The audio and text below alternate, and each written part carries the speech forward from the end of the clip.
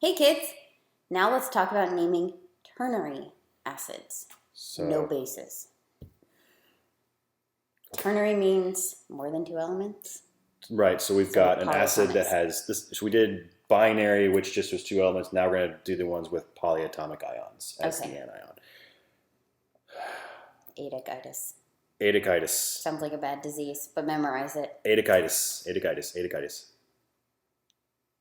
Okay. We're going to drop the adikitis. Okay, so when we say adikitis, ik and us are the endings for the acids.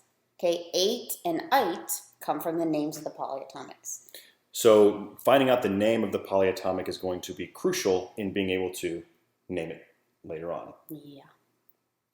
You always make me feel stupid. Okay. Can we just do some examples and get this over with? Yeah, right, nitrate. Nitrate. Wait, HNO3? Well, that's not nitrate, but sure. Okay. The acid containing nitrate. Okay. I didn't really know what you wanted me to do. Okay. NO3 is nitrate. Okay. So that's nitrate. So that becomes nitric acid. Okay, so that becomes nitric. That's because 8 becomes ick. Right? Yep. So nitric acid. Yep. The fact that I know it's an acid beforehand because there's an H in front of it, HNO3. Right? Right. Arrhenius acid definition. Anybody? Okay. Great. Okay. Next one. How about the acid with phosphate?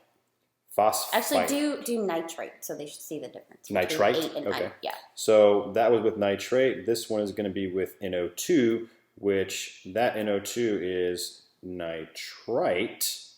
So it's very important that you recognize the difference between NO3 and NO2. Nitrate, nitrite. All right, so what was that whole thing? The ite is going to go away, and ite gets changed to what?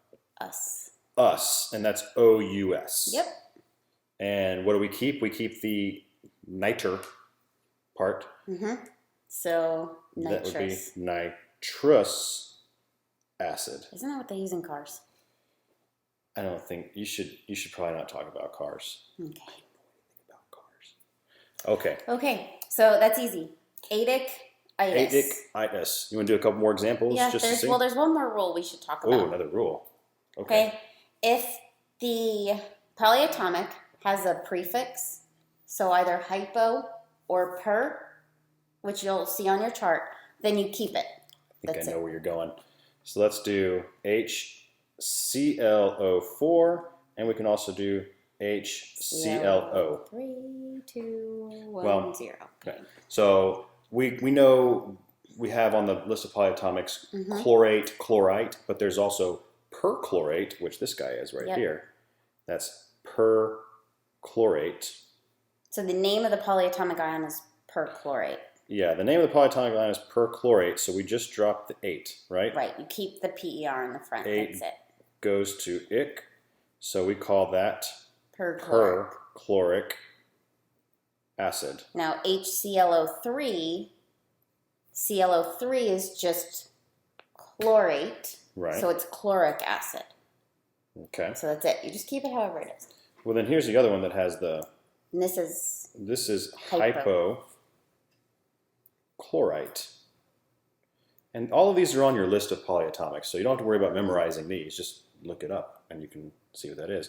So we're keeping the hypo and the chlor, but we're taking out the ite because ite goes to us.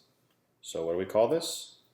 Hypo chlor us acid. So as long as you remember adikitis acid, you're good. Great.